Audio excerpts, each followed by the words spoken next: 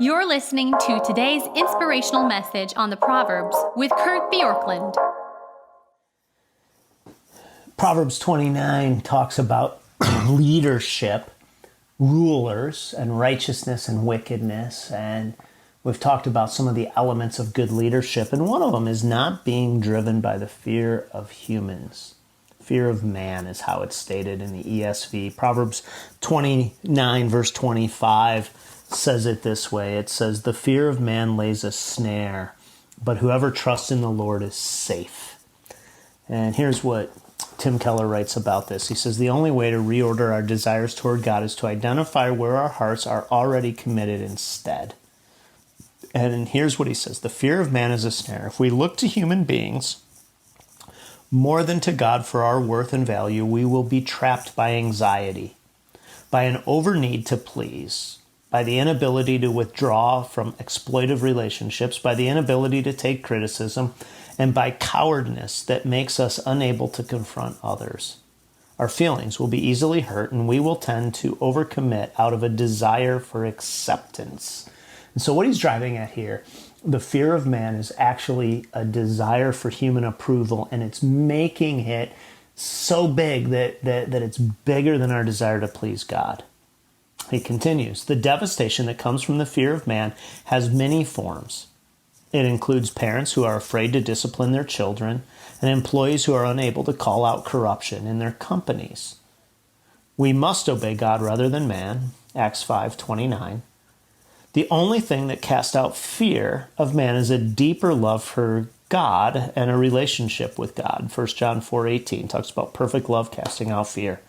It's then that we can say, 'The Lord is my helper, I will not be afraid. What can mere mortals do to me?' Hebrews 13:6. So today the question is this, and that is, whose approval is functionally more important to you than God's? That was Tim Keller's question. And the way that I want to just tie this to this chapter is to say, when you lead, if you are driven to get kudos, either from the results that you get or the people you lead or admiration, rather than God's truth and God, you will become beholden to the ways that people perceive you, talk about you, think about you, the ways that they respond to you. And certainly how people respond to you matters, but when you're beholden to it, all of a sudden what happens is instead of leading, you become somebody who is following the whims of different people. I remember when I first started in ministry, I remember a seminary professor saying to me when I was, and not me, but to a group of us who were in class, he said, "What's going to happen is when you start to preach," he said, "you will immediately preach to impress your seminary professors who aren't even in the room." And his comment was basically, you're going to try to emulate what you think is a good message based on what you've been taught. And he says it's going to take you a year or two to learn to actually speak to people who are in the room.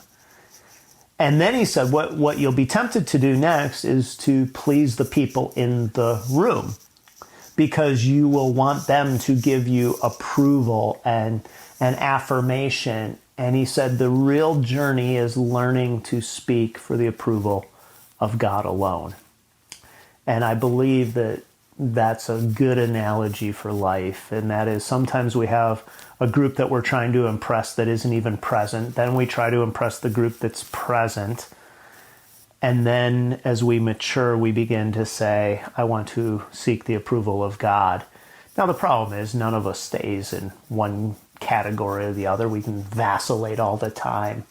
And even if you understand this and know this, it's so easy to be caught with the fear of human approval.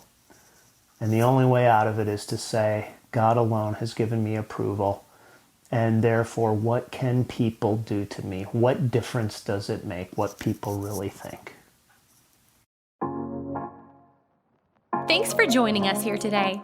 There's a lot of great content to explore on Orchard Hill Plus and on the Orchard Hill main feed from the weekend. Have a great day.